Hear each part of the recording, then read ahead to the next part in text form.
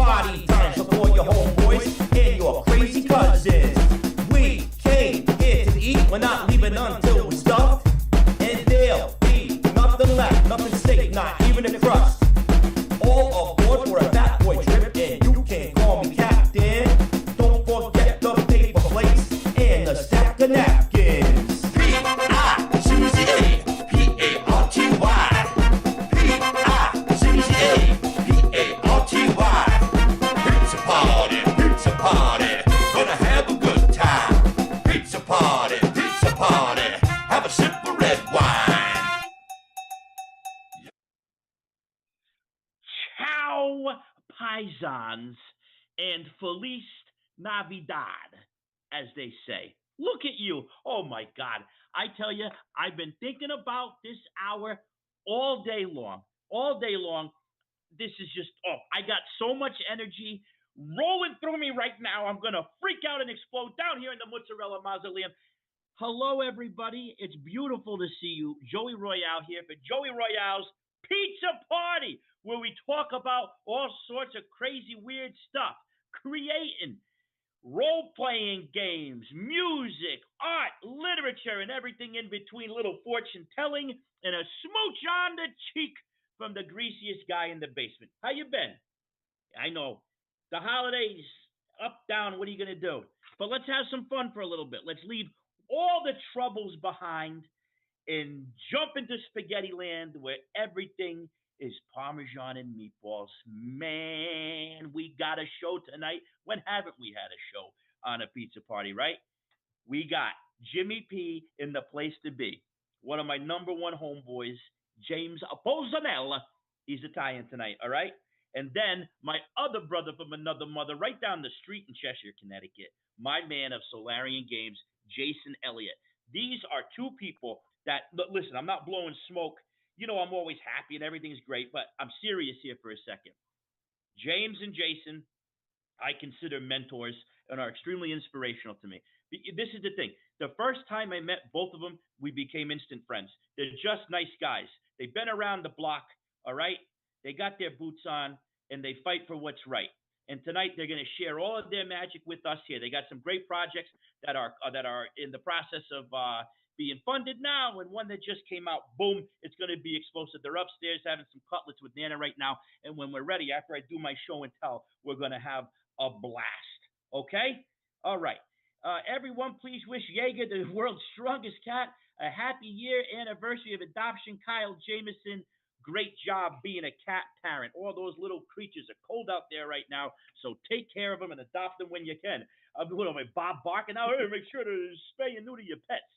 Anyways, let's go have some fun. Introducing, we're opening the door to the Crypt of Cool. I just got back from PAX Unplugged, and boy, are my arms tired. Let me tell you, it was a whirlwind. Me and the kid went down there. We hopped on a bus, stayed at Ben Maz's house for the night. Thank you, Ben and Stacy. Hit the floor, boom, boom, boom, bounced all around, saw some friends, had a blast. And let me show you some things I picked up along the way. I knew right away. I made a map this time because it's crazy. It's like 10,000 people, all right? You got to wade through them all. But luckily, they were all showered and fresh. It was like a field of lilies. It was beautiful. But first stop, Exalted Funeral. Always. I got to see all my home people there. They do a great job. And they were carrying, literally, they opened the box and put it out. And that's where I got my copy. I'm very proud of this, ladies and gents. Sewer Rats. This is the second official issue of Sewer Rats. So what you got here, you got Hambone from 321. You got Brian from Neon Lords. You got yours truly. And you got Ben and Ted from Don't Tell Mom and Dad. And we got Levi from Planet X Games. Levi Combs. Just got off the phone with them. I love you, buddy. And Tiger Wizard, the craziest man in the business. And what we did is we spun the bottle and we randomly chose what system we were going to write for. So in this case, I'm writing for 321 RPG. I did a little, it's all rat themed. So mine's got rats and vampires and rat blood drugs and all that. Really cool stuff. You can see everybody's piece in here. And look at this. Look what one of Tiger Wizard's maps Marron.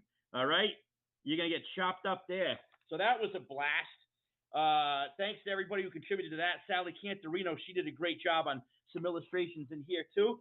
So check that out. That's on the Etsy. Well, all the sewer rats have this for sale in the shop. So spread the love this holiday season. Yeah, and yeah, the cover, that's Tiger Wizard right there. Look at that color. Woo! Covered in boogers. I love it. I picked that up from Exalted. And this is too. This is where this is cute. I love this Tiger Wizard, that nut. Oh, this has been around for a little bit, but I had to finally pick up a hard copy. OD&D. You know Odie and John and Garfield, the Lasagna Boy. Rules for using Garfield and friends in your campaign with paper and pencil miniature figures. Look at this. This guy, I love this thing. I love him. I love everything about him. It's a really cool. There's some color in there. It's I think that's some lasagna sauce. You know, the old cat. So that was really cool. Garhawk, yeah. And then I had to run over to my new pal, Adam Vass's World Champion Game Company. This never came. I'm like a collector now of World Champion. I got everything that he's come out with. I had to pick up some new stuff. I wanted a hard copy of this. Everything he does is different. You know, when there's some creators where they use one brush, which is fine, but you know their stuff. This, you never know what you're going to get with Adam. 3-day weekend, signed, beautiful. Cannibal cook-off. This is absolutely disgusting and right up my alley. That's a fun little game. And that's the thing, too. They're not all role-playing games. They're just tabletop games in general. This one, I'm going to dig into this week, and I haven't read it yet. But this is the one. This is Joey Royale's, meat and potatoes right here. Press play, found footage horror TTRPG. That's vast too. Amazing. Really cool stuff. I mean, look at this layout. Beautiful. And then I headed over to M. Allen Hall's booth because I cannot get enough of liminal horror. I'm back with me. I was trying to take a break from my shelves are overflowing. They bend in the middle and all that. But this is the thing. I'm collecting liminal horror stuff now. I just love it. It speaks to me. It has that je ne sais quoi. And I'm a sucker for a box, right? And in here, you can get this at mallenhall.com. A beautiful collection. I'm a collector. I didn't take it out of the package yet. I got to do it. But these are all pamphlet adventures for liminal horror. So that's M. Allen Hall, Liminal Grimoire. And what else? Oh, this is sick. Now, if you've watched the show or seen me in person lately, I'm getting into the miniatures. I like painting miniatures. I love kit bashing. After Under the Dice Fest, Matt Ross, I love you, buddy. Sunrot blew my mind and changed me. But this is this is a take on violence, Luke Gearing's Violence. This is my homeboy, Ryan Knox, from the Weekly Scroll. He's working on a weird Western skirmish game, Death Cut in Stone. So that is really cool. More to come on that. He's going to probably come on the show soon. And speaking of, this is one, not only because I'm with James and Jason and Elena tonight, but right before the show came on, something came in the mail to me. And I opened it up and I was hit with these vapors of weird. Could have been ether too, but Matt Ross, I ordered a book. Oh my God, I love this so much. And I didn't expect half of this stuff. All right, Smash Bash, the place for very strange, it's like next level minis kind of stuff, all right? Smash Bash. Matt Ross, you've heard me fanboy for him for his game Sunrot, which I absolutely love.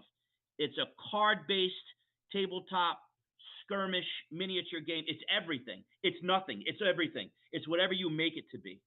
And I mean that in the best of ways. It's whatever you want it to be. It's one of my favorite games right now. I built this big board. I did all these Kit Bash minis inspired by him. Matt's a true artist. And I love what he does with painting minis. He paints most of his minis in oils, which is beautiful. He has all these special techniques that you can see online. I have some of his books, but I saw this, Mold. I bought this from Smash Bash, but this is actually by Nick Borelli, another artist, and I'm in love. I am in absolute love. Check this out. I just literally got it in the mail this afternoon. I had a meeting after school. I got home about an hour ago. I opened this up, and the first page I opened.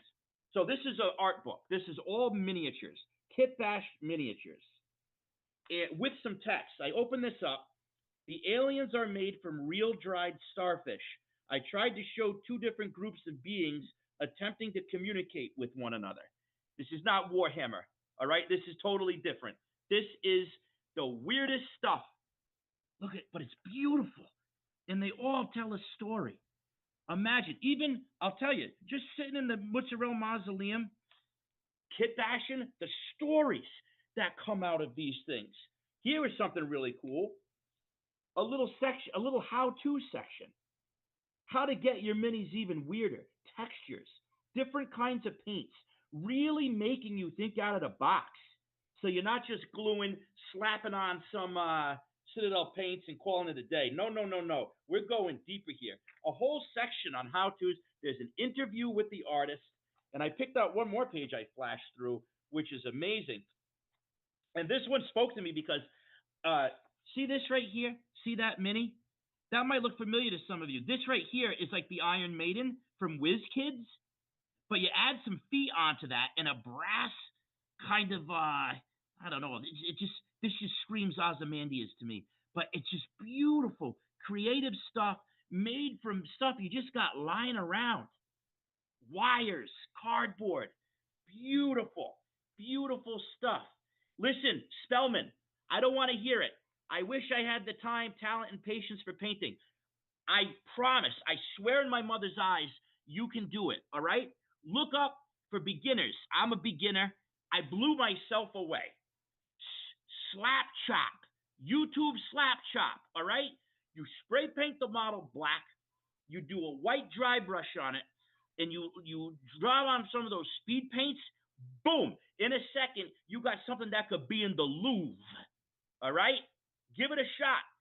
You watch, Spellman. You're going to be getting something in the mail, and I'm going to show you that you can do it. You can do it, and you can do it in about 10 minutes. I swear in my mother's eyes. Anyways, that's Mold, Mold, Mold by Nick Borelli. Support Smash Bash. Matt Ross is a genius. A genius. Sunrot, baby. Boom. Illuminate your oblivion.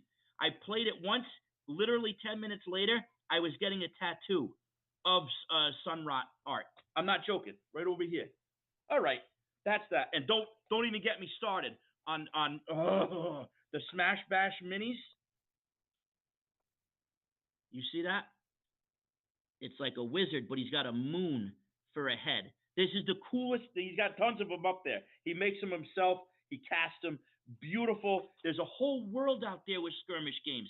It's not all expensive stuff with the Space Marines and all that. That stuff is cool. Don't get me wrong. But I'm into the weirder stuff, and there's a community out there. Look up Turn at 22 if you want something weird. So that's that. Here's something I've been doing that won't cost you anything. You want to do a little crafting time with Joey? Look at this. This was about 20 minutes. Nah, it was more about an hour. Who am I kidding? It was about an hour Saturday morning. At 7 o'clock, I ran out. I got inspired. I woke up, shot down the cold brew. I went to Walmart, and for $10, I bought a package of 4x6 glossy photo paper and a pack of cheap watercolors, right? And this is what I did. Boop, boop, boop. Fold it like the old Rorschach test. Look at this stuff I got, man. Isn't that cool? I got a whole bunch of these. Look, I got like a bug man here. No skill, no talent. You boop, boop, boop. You fold it, and how you put your finger on it, these beautiful veins come in there, and all these layers of shading. So what I'm doing now, because, and listen to this, Affinity is free, and I just found out my dear Microsoft publisher, they're sending it out to pasture in October of next year. So I gotta switch it up. You got to adapt. So what I'm doing now is I'm learning how to use Affinity and layers and all that by taking these and coloring them, putting in some colored highlights, and I'm learning a lot. It's not simple, but it's not too hard. Give yourself a chance. It's free. Go through the Canva and all that. No sponsorship, no link and nothing like that. Just try it. It's free. I love free.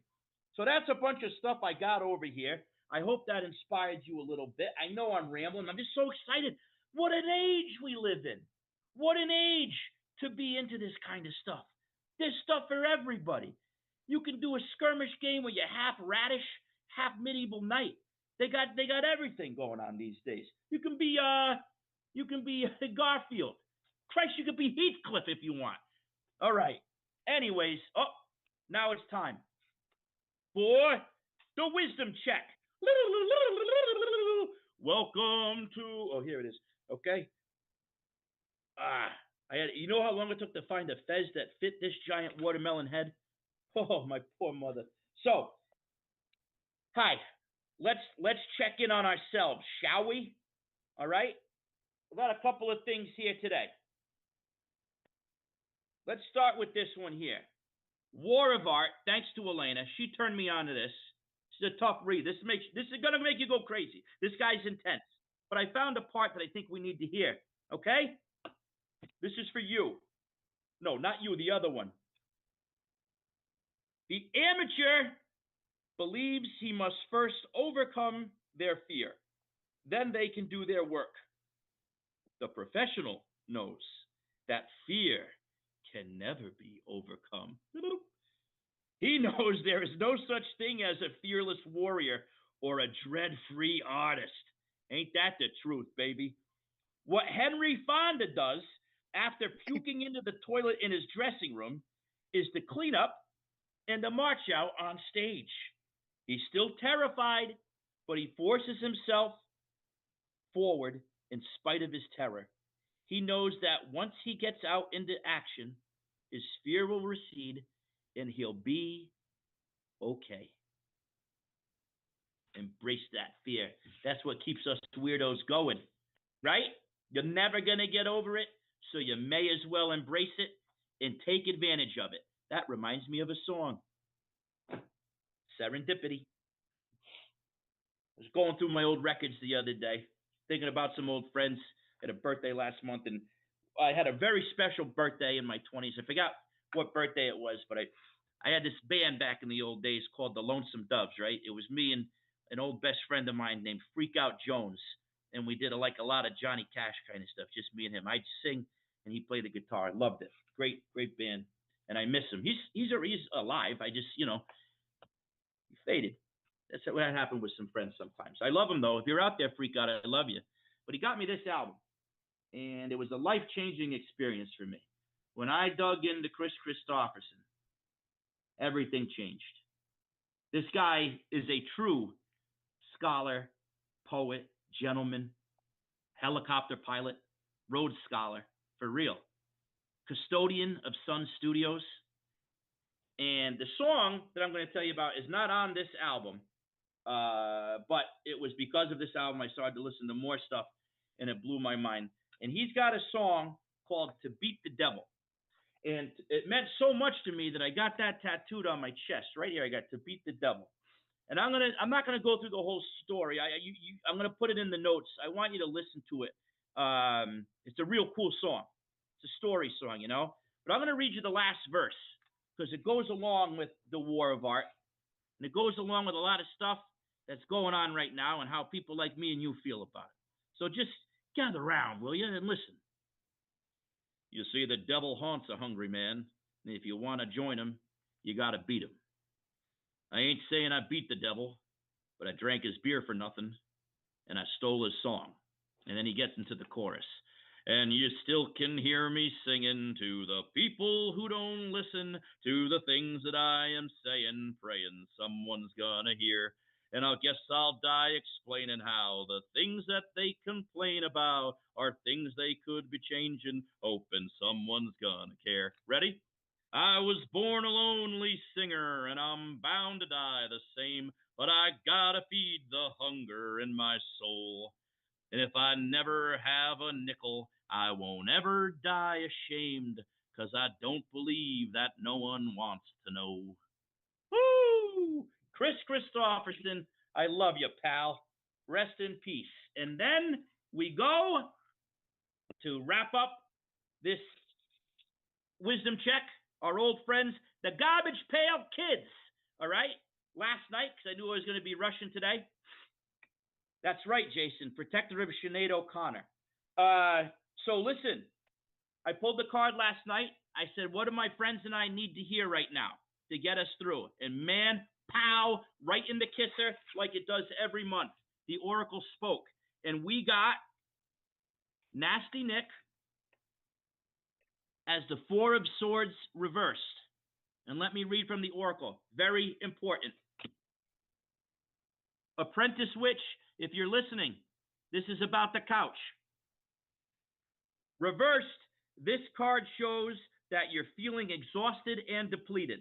You just don't have any more effort or energy left to give right now. Prioritize time and step away from stressful situations to relax and recharge.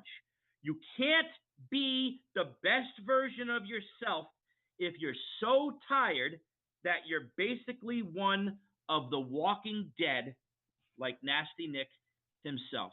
Think about that. You can't be awake if you don't rest. I'm going to tell you something. I took a sick day the other day. I never do it. Never, ever do it. It's not healthy. But I'll tell you what, I was exhausted. And before I got sick, before I came down with something, I took a sick day, and I laid on the couch. I put the Tubi on, had a bunch of coffee, and just slept and relaxed. Even on coffee, I can sleep and relaxed. And I woke up the next day. I was kinder to those around me. I had a million more ideas, and I was ready to climb up that hill again. So do yourself a favor. Tell him Joey said it was all right. Take a sick day. Take a nap. Put on some comfortable pants and relax. All right? Otherwise, there's not going to be a tomorrow. Remember that time I told you I passed out on the beach? Because I was doing too much. I was all over the place. All right. Ready? Ladies and gentlemen. Oh, wait. Before they come down. Bug Professor, Greg Setliff. Look at this. Boom, boom, boom. He came on a couple months ago to talk about this. I'm obsessed. I'm obsessed with this. I can't stop. He turned me into a maniac, a lunatic. S.A.P. Science Action Patrol 7 is a role-playing game supplement inspired by Japanese live-action tokusatsu films and television series from the 1950s to 1980s. In the world of Fairhaven, SAP7 is a popular TV show airing weeknights on WHPA TV 13. I love you, Bug Professor. This knocked my friggin' socks off. It comes with a patch for your orange jumpsuit, you knucklehead. Come on. What are you doing over here? Look at this. Look at this. Episode 42, Tag Team Trap. Walrus Man, Tiger Man, look at those. Oh, this is living, baby. This is living. All right. Talk to Greg. Get on the Get Haunted Industries Discord. He's a humble man. He's a humble man. He could be a millionaire, but he's nice, right? All right. Love you. Love you all. Love you all out there in Spaghetti Land. All my friends in the GHI Discord. You guys are keeping me young. Let me get ready because we got the people coming, right? All right. Ready? Hold on. Brought to you by English Leather. Great. Here we go.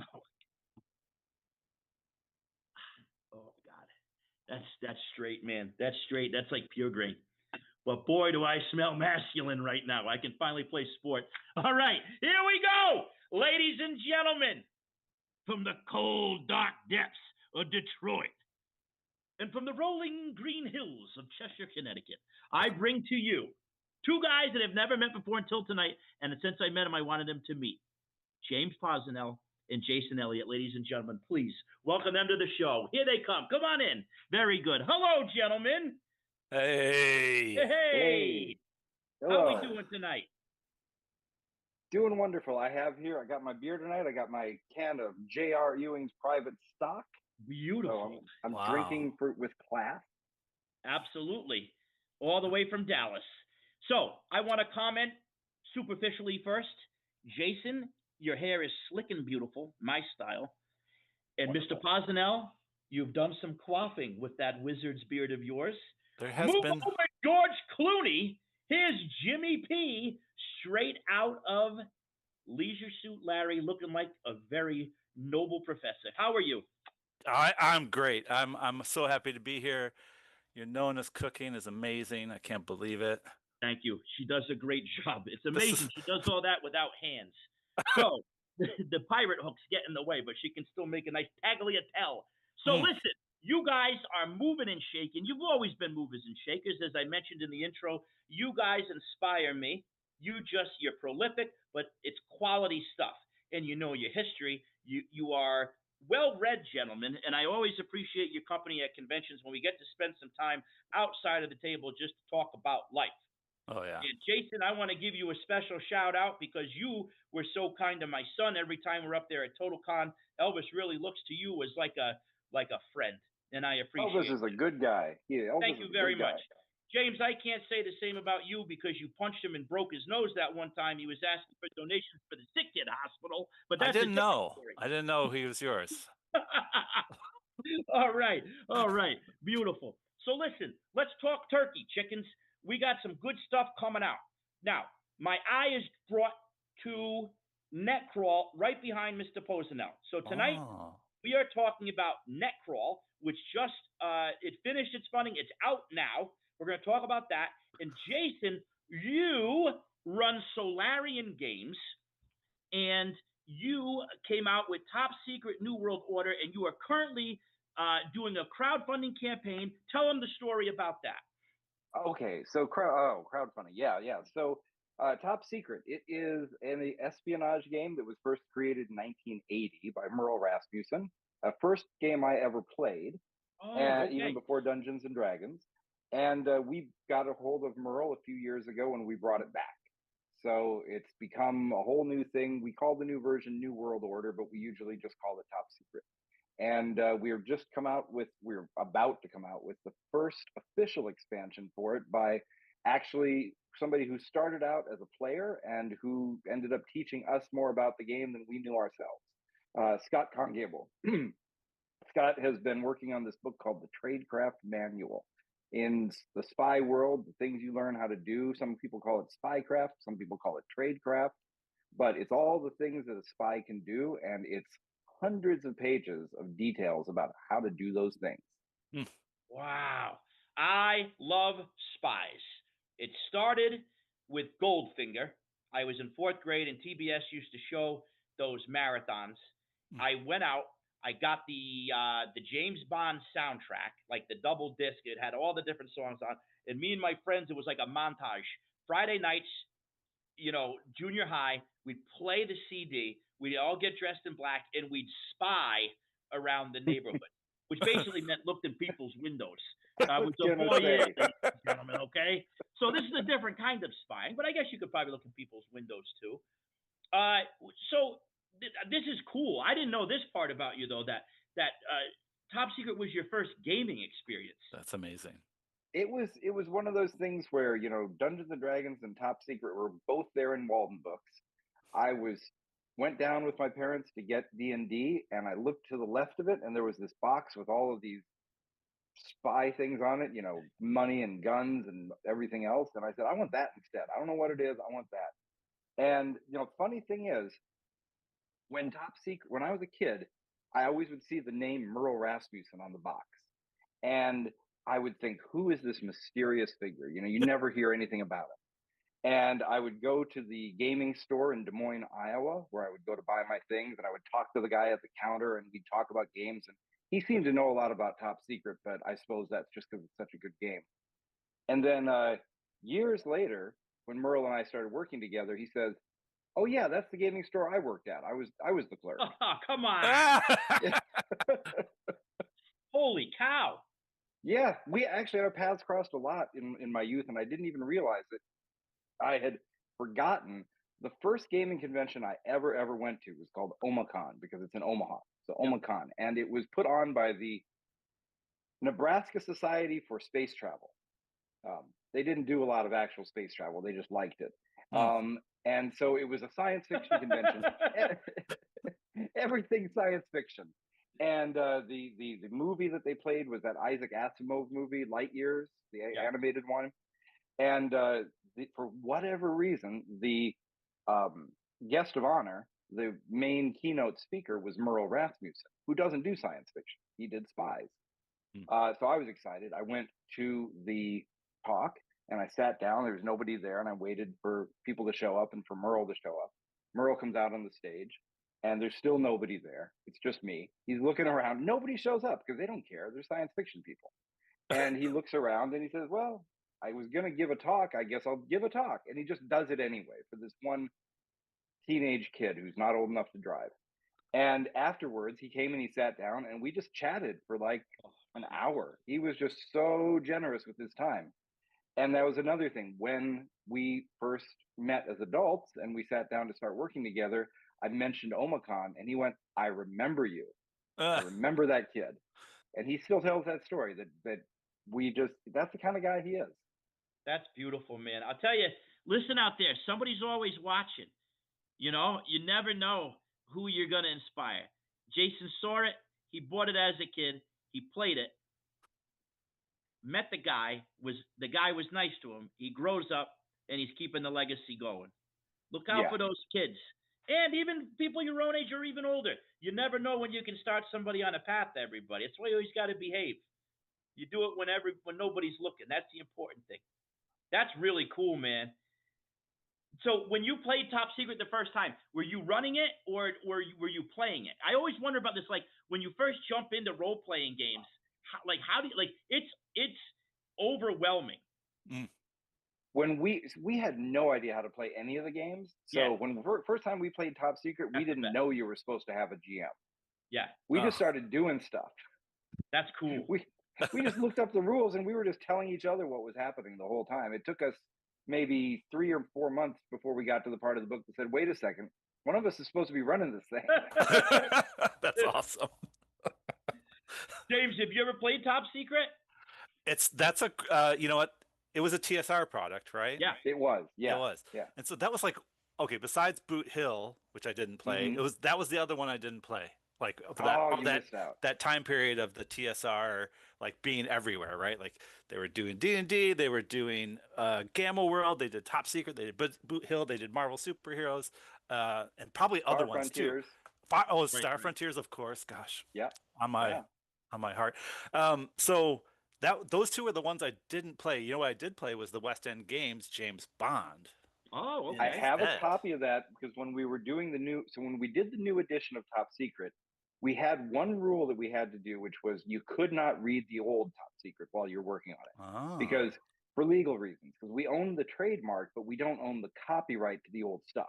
Right. So we had to make sure that we made a brand new game with this name for legal reasons. And Merle, I told his wife, keep him away from his old stuff. He can't look at it. So I looked at all the other spy games that were out there, and James Bond was obviously one of them. And it's really good. It's a very different kind of game. The James Bond game is a lot more about, well, it's like the movies. It's about the big cinematic jumps and action and all that. And it really doesn't worry too much about you're not going to learn anything about being a spy by playing that game. No, you're just going to do cool stuff. Yeah, you're still going to do cool stuff. We have a really simple system. I teach it at conventions in literally under a minute.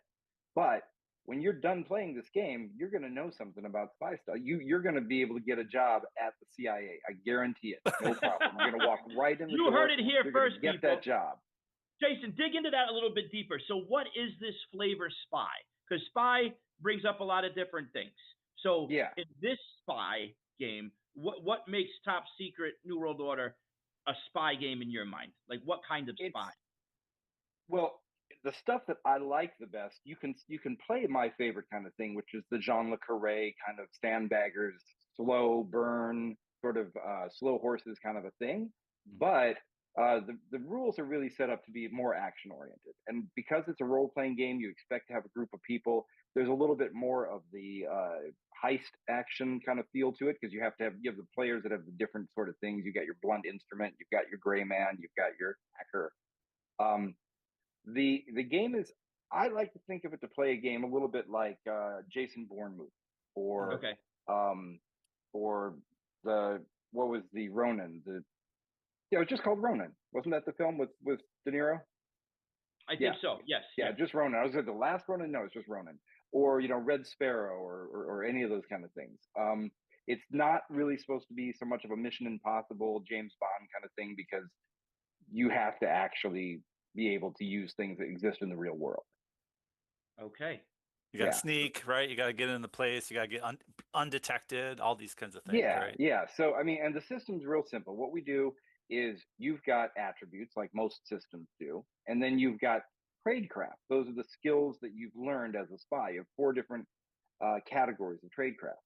And then everything you want to do has a different level of difficulty. So you roll 3 dice. You roll a die for the attribute, like your strength, and then you roll a die for the tradecraft, like maybe it's your human, and then the difficulty. You roll those 3 together, and you got to get a 13 to succeed. We call it the Lucky 13 system. Oh, that's cool. Yeah. So, and we actually give away the Lucky 13 system for free. So if you go to our site, SolarianGames.com, there's a download of the Lucky 13 PDF.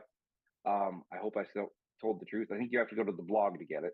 But we give it away for free so that if anybody else wants, and we genericize it. So if somebody wants to make their own game with this simple 3 dice, get a 13 to succeed thing, we have a license in there. Anybody can use it for free. We don't have anything to do with it. We just want people to make things. We want to make it easy for somebody who has an idea for a game but doesn't want to sit down and spend the years of play testing and mathematics that it takes to build a good mechanical system behind it, and we just give it away.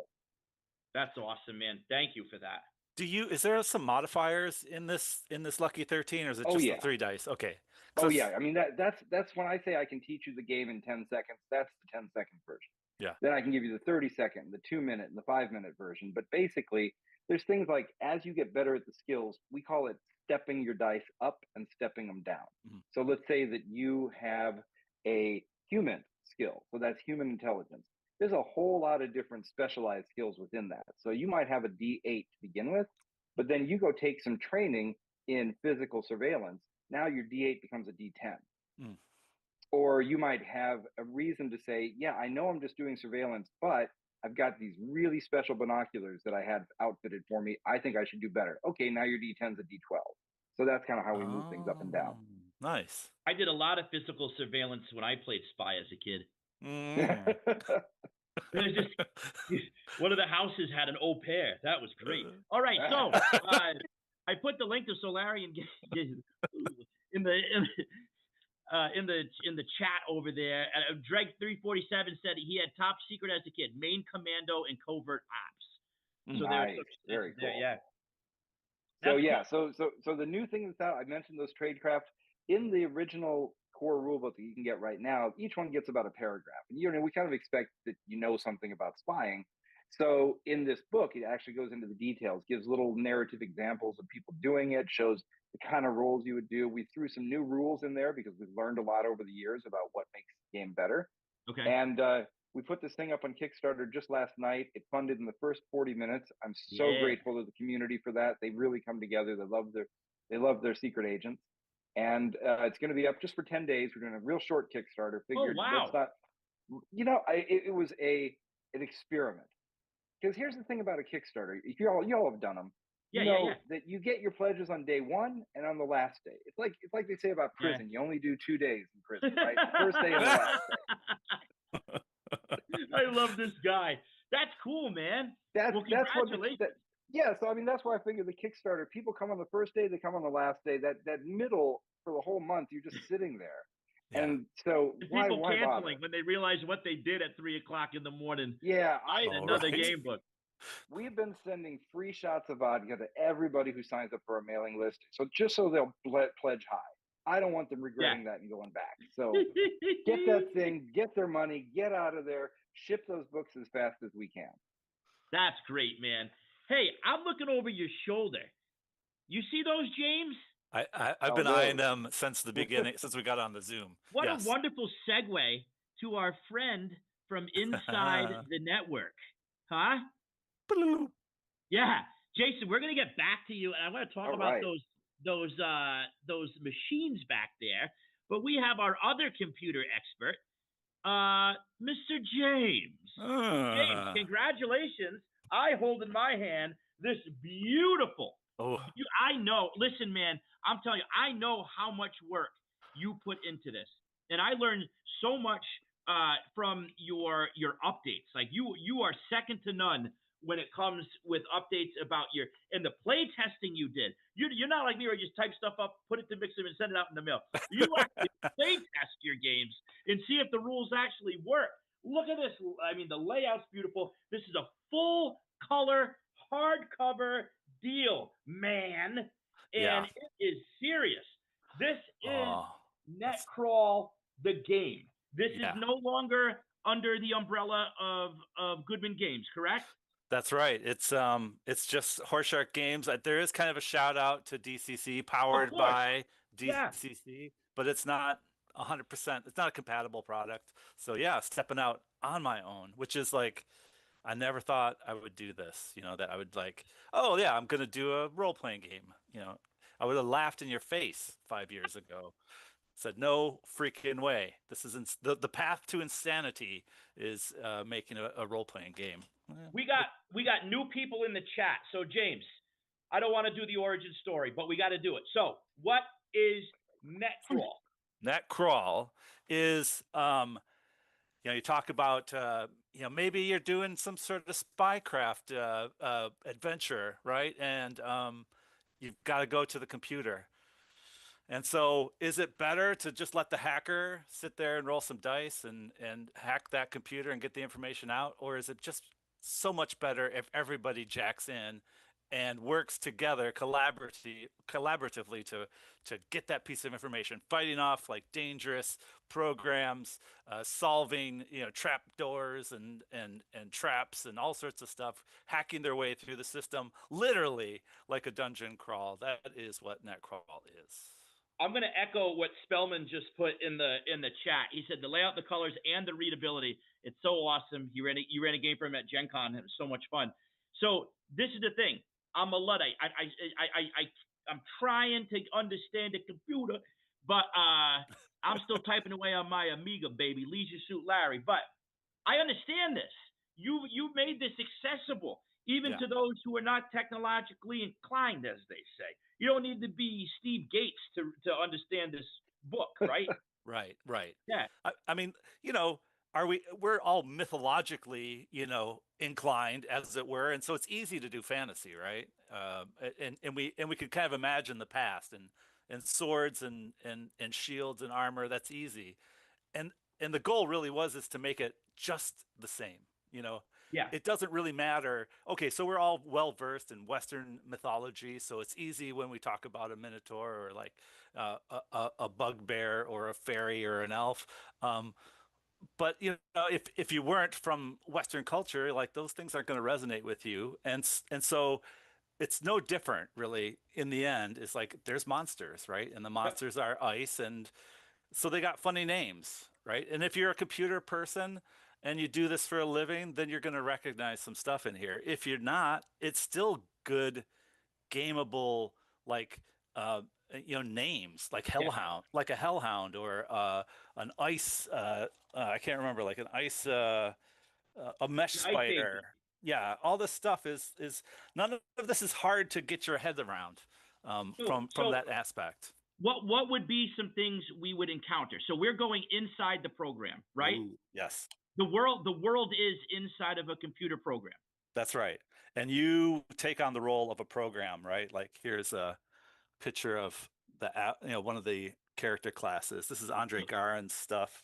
That's an avatar of a computer program. Yeah, your characters are avatars. So avatars are kind of like synonymous with the player character, a hero, whatever. They have special abilities. They run programs that do amazing things, and so no different than a fantasy setup, really. In the end, you're gonna still be a character doing the things that you got to do.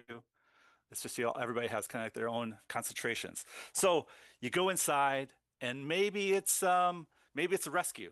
Maybe it's you need to find some data. Maybe it's you need to take down an AI that has evil plans. Yes, and that feels like a cathartic thing in these days. Yes, you'll get no pushback from us. Right. Okay, So people just getting into this, give me 3 bullet points of movies that we can equate this to. All right, movies. Tron, that's Yeah. easy. All of them are good. I mean, as far as that standpoint of like you're inside a program, it's a little overdone. I'm not gonna lie. Like the whole, it's almost kind of like Kiddie Land. But that's Disney for you, right? Yeah. Matrix, all of those, right? Yeah. These guys are jacking in, and like it's crazy the stuff they can do. Very much the same. And then, man, do I have a third movie? How I'm not about sure. some Johnny Mnemonic? Oh yeah, of course, Johnny Mnemonic. I So it's like love that movie. Everybody can shut up because I love that movie.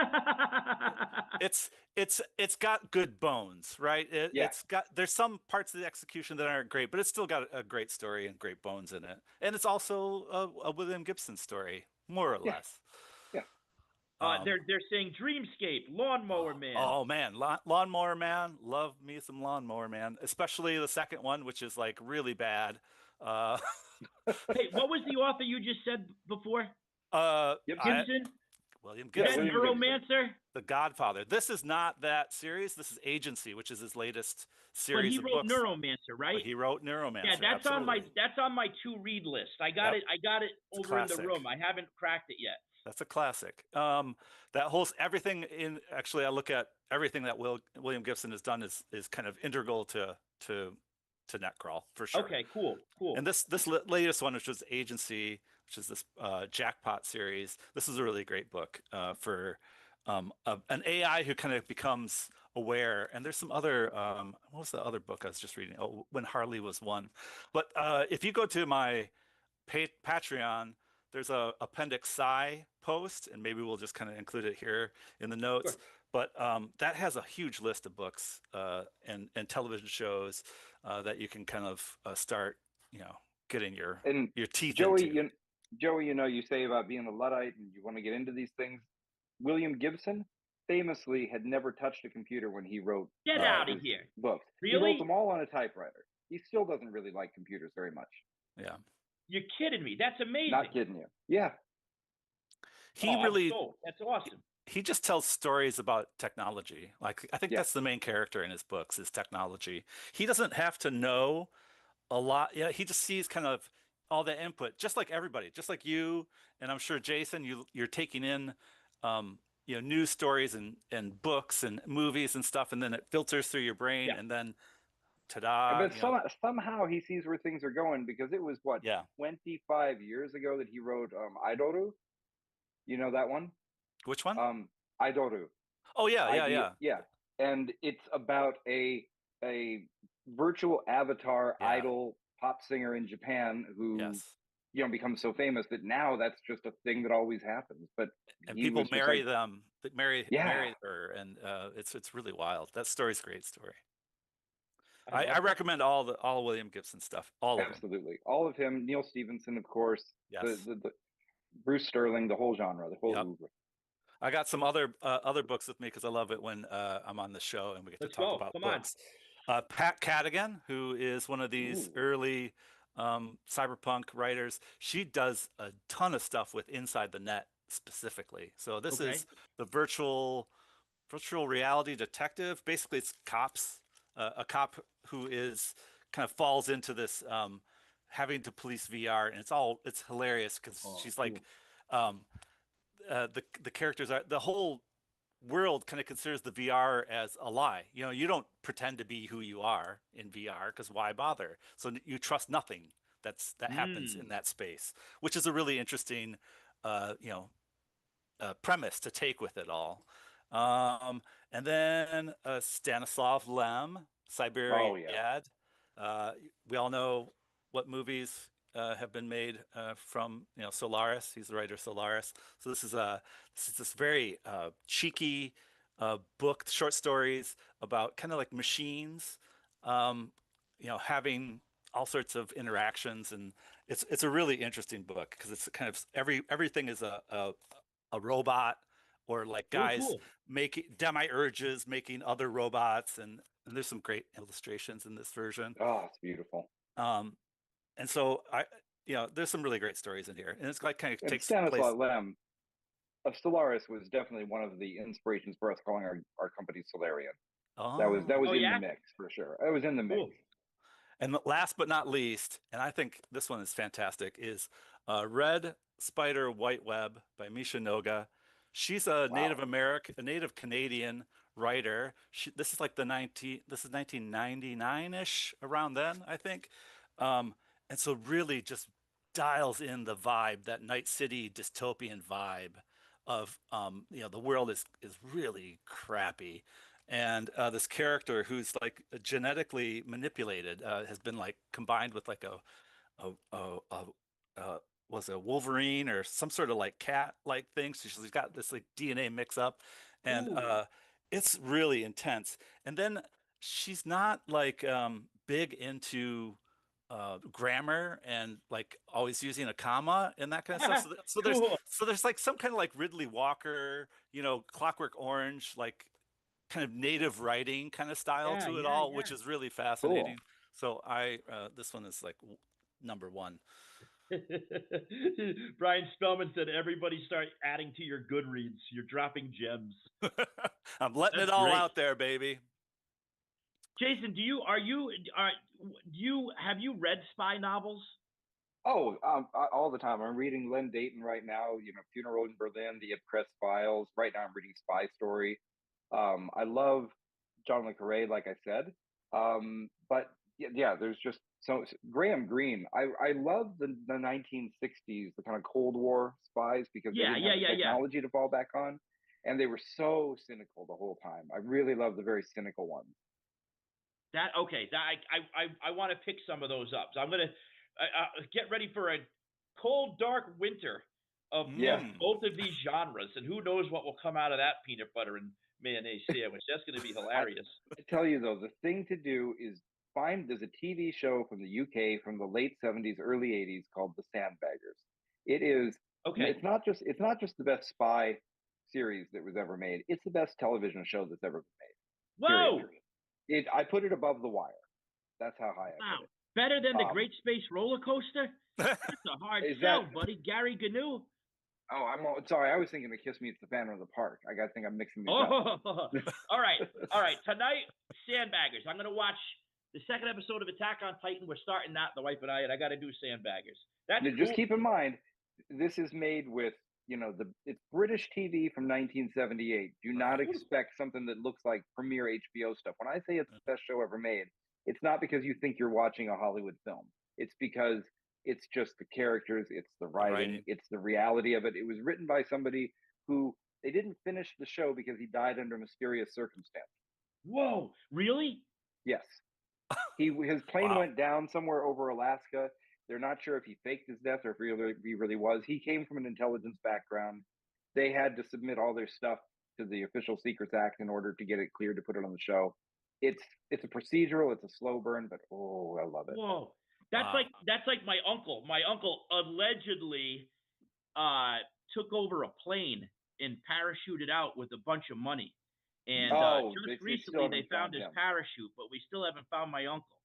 So Uncle Cooper, if you're out there, I love you, buddy. Thanks for the man. I remember your Uncle DB and me used to do a lot of drinking in the day. Yeah, he was a tough guy. Oh man. Okay, I got it. My eye keeps on going to it. James, do you know what he's got back there? Can you tell from here? It looks like he's got something that runs Fortran on it, some sort of like PET or IBM PET or something back there. So, all right, I'll give you the rundown because I'm just getting started with this. Most of my collection is in storage, but I don't collect computers for nostalgia reasons. I collect them for history reasons because it's got to be something that's historically significant. So you're right. That's a Commodore PET that you see right there, which was the second personal computer ever to come out and only missed it by like a month. This whole stack here is all different versions of the Apple II, which actually was the first. And then we've got up here, at the very top, is a Canon Cat. And that is, the Apple Macintosh, the very first one that came out. I've got one of those back there. You can't quite see it. But the Apple Macintosh, it was a project that started before Steve Jobs even knew about it. It was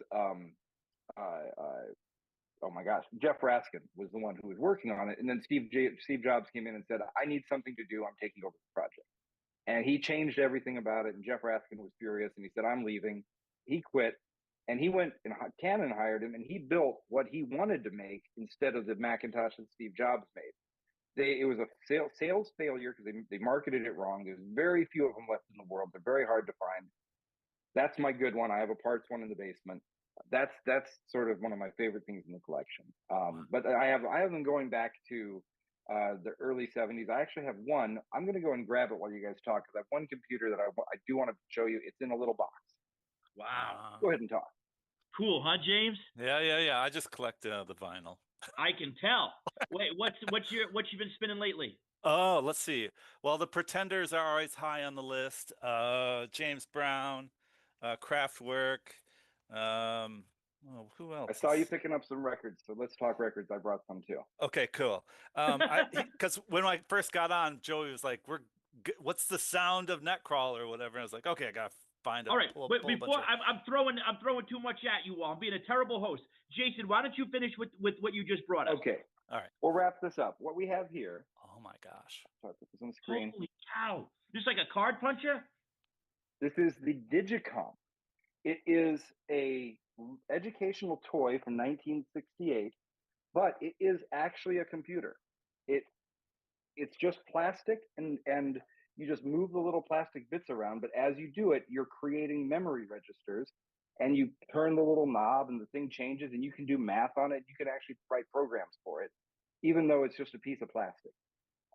Just really amazing educational toy from the 60s, which technically is a computer. So that's my oldest computer. What company put that out? Oh gosh, what company did put it out? ESR of Montclair, New Jersey.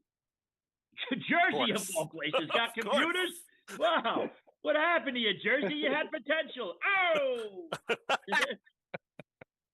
All right, that's awesome. Thank you for that. That blows my mind. We the three of man, James, if you make it to Total Comp, forget it. It's going to be insane. I'm just going to stay until like March sometime. Yeah. Okay, let's talk music because you guys have impeccable, varied tastes. So let's talk. People in the chat are asking. You guys know your stuff. I'm going to shoot out a couple of things real quick. I've been listening to. I'm always listening to Viagra Boys lately. I'm just talking about some new stuff, and you guys get into your stuff. Viagra Boys. My friend sent me some stuff today that I cannot. It just knocked me on my ass. The new Eves, female garage, weird lo-fi stuff. I love it. And did I bring the other record out? No, oh wait, yes I did. Here we go. Goodwill find of the century here. I don't know if I already shared this on here, but I finally got to play it, and I absolutely love it. Quintron, the Frog tape. And it says, this is for me. Play on Halloween night. This is on Rhinestone Records. It's both, and it's also werewolf music. The Frog tape, Play on Halloween night, werewolf music. It is literally 60s organ and frog croaks. Oh my gosh. And I'll tell you what, this sells it for me. This is all you need to sell an album. Not even graphics. Perfect for parties, haunted houses, or trick-or-treaters. That's all. That's all you need to take my money. All right? All right. Oh my God. Dudes, go ahead. That's wait, is it I have questions now. Yeah. Sure. So are the frog noises like duplicated by is like a human like doing the mimicry? No, these are straight it's just up like frogs recordings. from the bog. All right, they're like real nature frogs. All right, because there was like Why did they think that was Halloween? Frogs, man, scary. You know, Oregon. you know that old kid song, "Watch out for the frog on Halloween. He's gonna get you from the bushes. He can't be seen." You don't remember that? That was a big one back in the day. How could I forget this one? That was by Bullfrog Jones and the Ribbits. Oh man. Yeah, you know, that was a big one. Mothers would always tell the kids, "You better behave, or the frogs are coming in." That's right. Yeah. The frogs are going to get stuck in your throat. There was a whole Bible story about it, I think. All right, let's go tit for tat. James versus Jason. One All for right. Go one. back and forth, back and forth. All right. Back and forth. My first one, my daughter picked this up for me. Actually Oh. recommended this to me sometime it. during the making Love it. of Netcrawl. Freaking amazing record. The Normal, TVOD. TVOD, and Warm Leatherette. Warm Leatherette. Warm Leatherette. Yes. So And Love this is it. all they One of my did. And the favorites. Normal, I forget who the guy is, but he was actually a big he was a big producer, started a record label. He barely did any music, but what he did was legendary. Yeah. Absolutely. This, I would like play one either other song. thing, and then And then he was producing. constant rotation. He was Every producing. radio show that I DJ'd had one of those two songs on it consistently. Oh, nice. That's awesome. Yeah. He was like the producer for like Depeche Mode and all that stuff too. Yes, yes. Because I saw somebody who had one of his old synths. They were talking about repairing it, and he built it for Depeche Mode. He actually it was back when you would just invent your own synth if you were going to start a band. Yeah. Warm Leatherette is about being aroused by car crashes. Yes. Yes, it's J.D. Salinger. Yes. Oh. Wait, All right. no, that's not the author. Who am I saying? It doesn't matter. Whoever, it's not J.D. Salinger, but the guy who wrote Crash. J.D. Salinger is the one who inspires people to be assassins. But the guy who wrote Crash, didn't he have it was an initial name? Yeah, I'm forgetting his name now. Maybe somebody in the chat knows who I'm thinking of. All right, Jason, go ahead. All right. I'm going to go with the band that a lot of times I just pick up the vinyl when I go and see the bands. This is Horse Girl. I started listening to them because they did, Amoeba Records does What's in My Bag. Yeah. And I had never heard them before, but I saw them on What's in My Bag, and their taste was so amazing.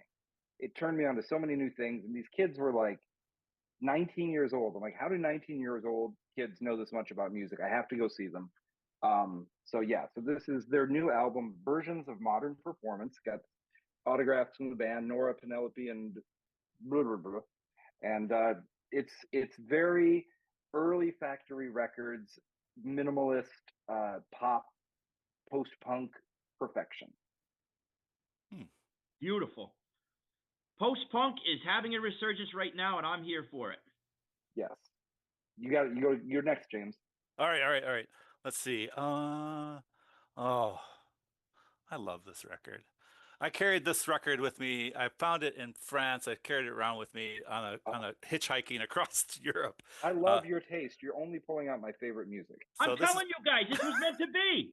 See? So Brian Eno and David Byrne, My Life in the Bush of Ghosts. It's absolutely a fantastic record. You've heard it, I'm sure. Like everyone has heard a cut off this album. America is waiting for something or other. Yes. Oh yeah. It was 2 years that I had this album before I heard it without being on LSD. It's a great album, I'll tell you that much. All right. I'll bring up another one. I happen to be in London recently. I always try to see who's playing shows. This band, Do Nothing, was playing that night. Their album Snake Sideways. So, that's why I have autographs over all of these things. Go listen to their song Gangs. You're going to fall in love with this band. You're not going to want to listen to any other bands for at least a month. You're just going to sit there. You're going to fall in love with everybody in the band. Beautiful. All right, we'll do one more each, and then we got to talk about what's coming up because we have some events that we got to talk about. All right. One more. I just picked this one up. I went to my Weird Bird, spelled WYRD. Everything's YRD at the end. So Weird Bird. It's in Ypsilanti, Michigan, which is right next door to here in Ann Arbor. And I am a huge fan of reggae and dub reggae. And so I picked up some Horace Andy, who's one of my favorite vocalists. Beautiful. So that's that was pleasantly surprised to see that at Weird Bird. Brand new record, sealed, ready to go, ready to slap on the turntable. I've been getting down with the Upsetters lately. My wife turned me on to them, and I'm. Oh yes. Oh yeah. I'm gonna go real fast. I'm gonna cheat. I'm gonna say, get yourself the Bad News album. They were Spinal Tap before Spinal Tap existed. Wow. You definitely need to be listening to this French singer right here, Philippe Catherine.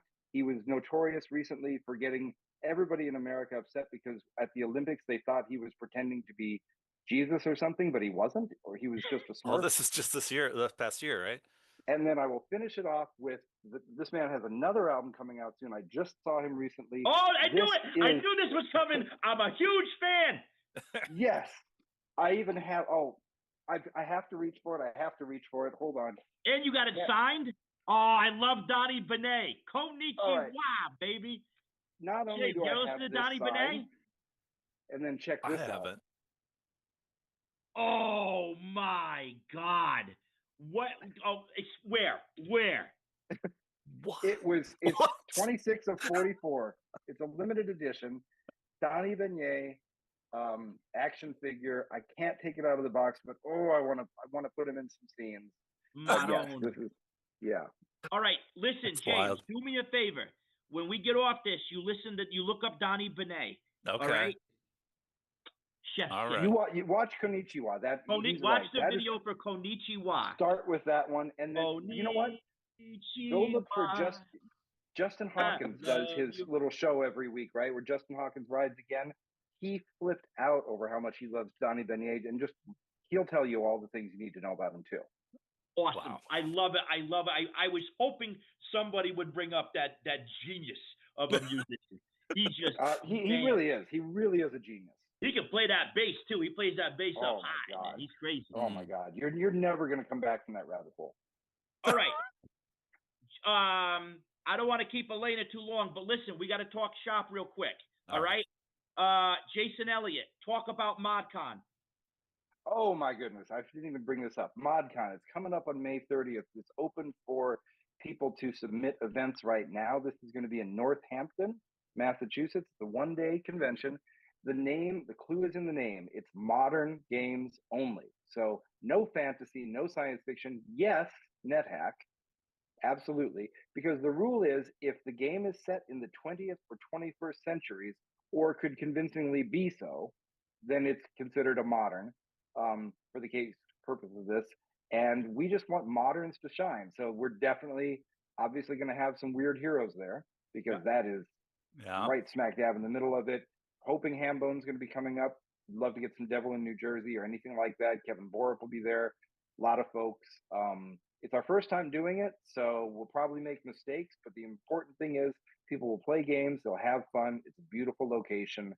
Modcon.games, plural, is where you go to register and run some events.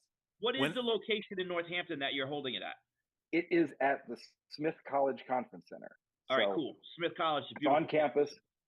On campus, but it's a very short, like 3-minute walk from downtown. There's beautiful views of the river. We will have a coffee cart there. We'll have a bartender there in the afternoon. There definitely is food in the area. It's going to be a nice hangout. Northampton is the spot, man. That's where I went to Arcane Con. I love it up there. So much. Yeah, shout out to Brian Larson. Vinyl, so many vintage bookstores, all sorts of cool stuff up there. Yeah, first time I ever went there was for a webcomics weekend, and I never wanted to leave. It's such a good town. Thank you very much. Posenel, show them what you got. All right. Well, as you know, as we kind of said at the beginning, Netcrawl is finished. All 7 books. Holy Christ. Did I really do 7 books? Wow. Good Lord. Why did I do this? Anyway, so all 7 books are in print right now, available pretty much nowhere except for my website. People are not buying things, folks. So that's sad. But anyway, there's the Netcrawl Arcologies. One of my favorite covers of all time. Daniel Vega, so Codex Normatic. He's fantastic. This book is fantastic. Who's the artist? Say the artist again. Codex Normatic. That's his online handle. Wow. His name is Daniel Vega. Absolutely amazing. And then I also put one of his pieces on the back too.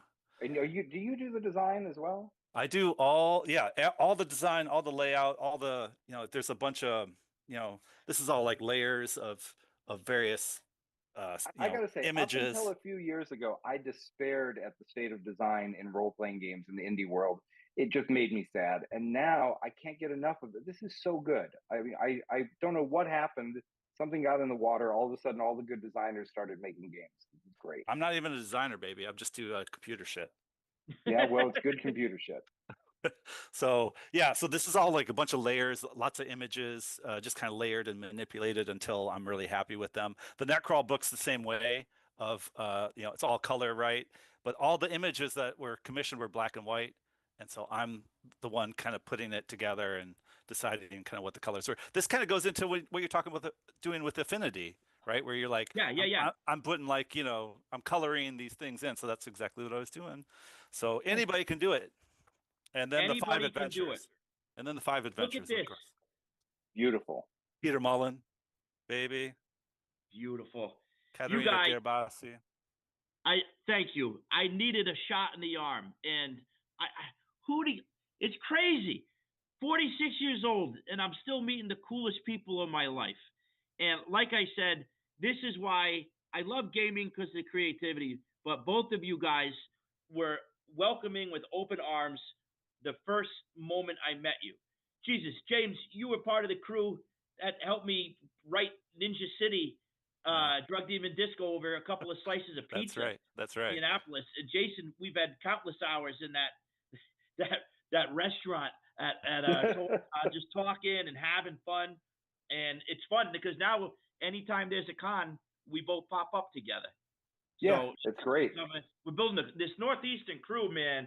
You guys, anybody's in the Northeast crew, something's happening here. Don't you feel that, Jason? I think that's why popping up here. That's why we started putting the Analog Union together, to get all of the Northeast crew together. That's what we're going to conclude with. Please tell them about the Analog Union, which I also am in a part of. Okay, so you got to go to Analog. Look at me with no visual props or anything. We'll fix it in post. Hey, yeah, we'll do it live. Yeah.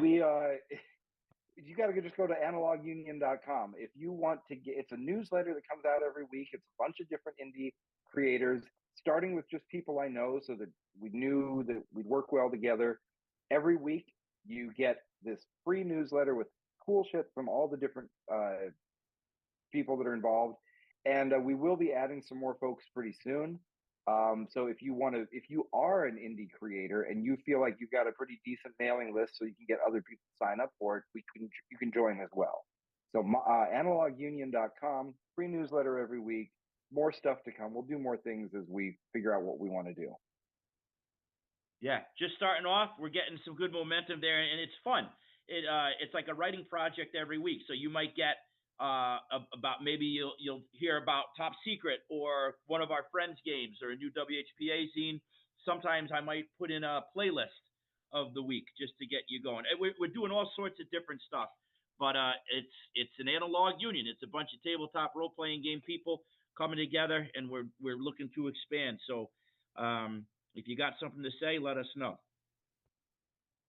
So, unfortunately, we've exceeded the 1 hour of power. Not to be confused with the half hour of power. Pizza's gone. That guy's nuts. So, I want to say, James, Jason, thanks for having me on your show. I just want to sit back and listen to you guys talk. I've been wanting to get you two knuckleheads in a room together for a long time because there's so much magic between it. Elena, I love you. Thanks for being my buddy and always handling this like a champ. And until next time, which will be 2026, I love you. Listen. You know, Christmas time, any other holiday you celebrate, it makes you think about all the people you missed. And that's fine. But recognize the people you have around you, because that's what's real right now, is the people around you. So, sure, be respectful, pay your respects, miss those people that you loved, but don't lose sight of the people that's right in front of you, right? We got everything we need right in front of us. Light a candle for your loved ones and love the ones that are in front of you. And I hope everybody has a wonderful holiday season. All right? I love you. Have a great winter. I'll see you in 2026. Ciao, paisans.